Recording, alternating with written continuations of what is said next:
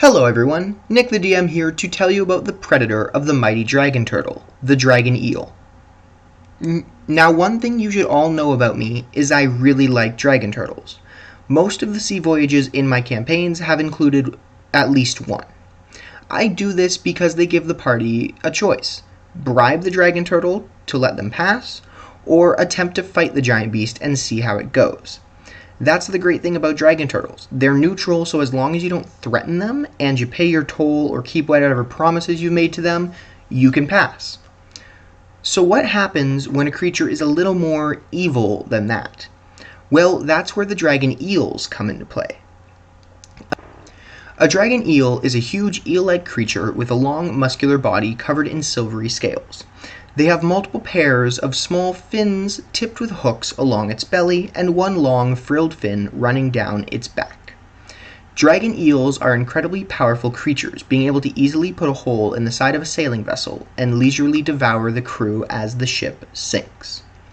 In groups, the dragon eels could destroy entire navies, but thankfully these terrible creatures can't stand to be near one another except when mating or raising young, so finding even a pair of dragon eels is incredibly rare. Like dragon turtles, dragon eels will make deals with ships to allow them to pass through their territory. Though unlike the dragon turtles, dragon eels don't keep their promises. Instead, if they ever make a deal, it is to lower the guard of the sailing vessel and attack when they are most vulnerable, causing most crews to report safe travels and then vanish without a trace. The average dragon eel measures about 20 feet long and weighs close to 1,000 pounds. In the Eberron setting, dragon eels are known to prey on dragon turtles. Despite being smaller than their larger prey, they use this size difference to outmaneuver and surprise their opponents. So despite being only 1,000 pounds, which is lighter than even most of the giants we've covered on this channel, they are still very formidable, especially when in the water. Speaking of smaller, one thing I'd like to mention is about the dragon turtles and the dragon eels in 3.5. Dragon turtles in 5th edition have a challenge rating of 17, while in 3.5 they were a challenge rating 9.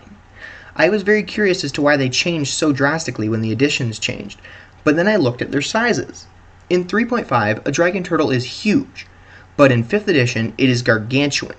Then I noticed in 3.5 they give the option of a level advancement, which is basically just changing their current stats to gargantuan and giving them a substantial boost in hit dice. The same is done with the dragon eel. It is a challenge rating 11 creature in 3.5 and is large, with a level advancement for huge. So, like the dragon turtle, when I made the stats for the dragon eel for 5th edition, I made it huge and increased its CR by the same amount as the dragon turtle, making it a CR 19 creature, and giving it hit points and damage to match. My theory is that this can be explained by the monsters in 5th edition being the eldest of the dragon turtles and dragon eels.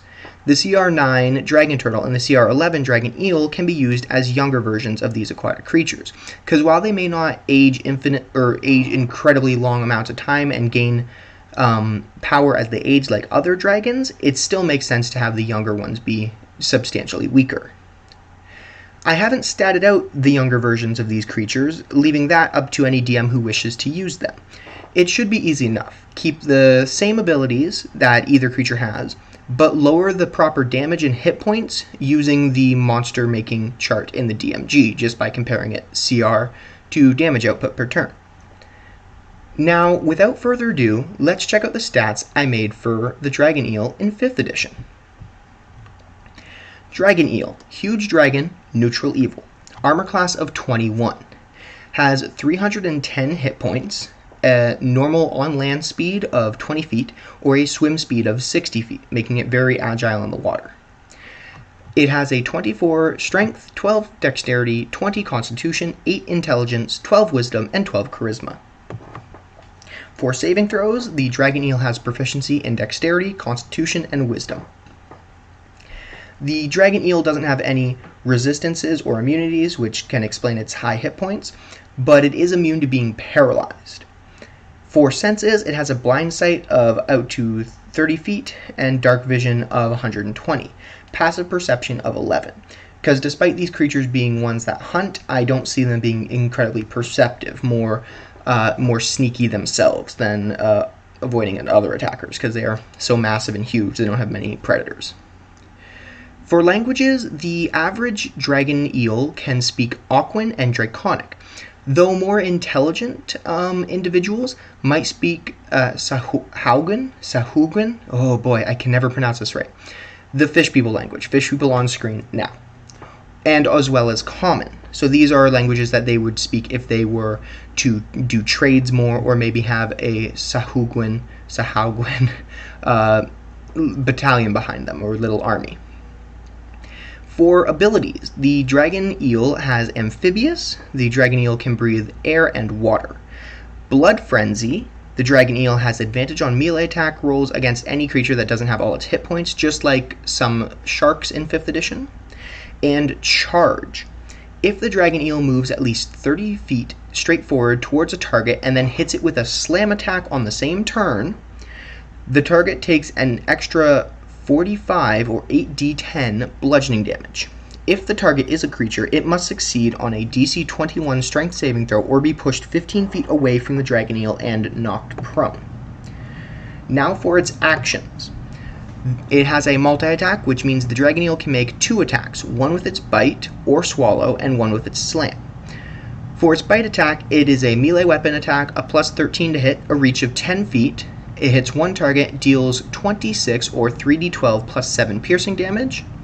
If the target is large or smaller, or a large or smaller creature, it is grappled, escape DC 17. Now for Swallow. The dragon eel makes 1 bite attack against a creature it is grappling, so a creature that is biting. On a hit, the target is swallowed by the dragon eel. While swallowed, the creature is blinded and restrained. It has total cover against attacks and other effects outside the dragon eel, and takes 18 or 4d8 bludgeoning damage and 9 or 3d6 acid damage at the start of each of the dragon eel's turns. If the dragon eel takes 25 damage or more on a single turn from a creature inside it, the dragon eel must make a DC 25 Constitution saving throw at the end of that turn, or regurgitate all swallowed creatures, which fall prone in a space within 10 feet of the dragon eel. If the dragon eel dies, a swallowed creature is no longer restrained by it and can escape from the corpse using 10 feet of movement, exiting prone. The dragon eel can only have 1 large, 2 medium, or 4 small creatures swallowed at one time. For its slam attack, which is the one it would use with its charge, it has a plus 13 to hit, a reach of 10 feet, and it hits 1 target, dealing 29 or 4d10 plus 7 bludgeoning damage.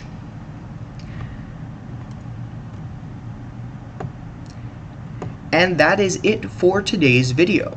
If you liked it, please leave a like and subscribe for more videos like this. Thank you all so much for watching, and I hope to see you in the next video. Bye!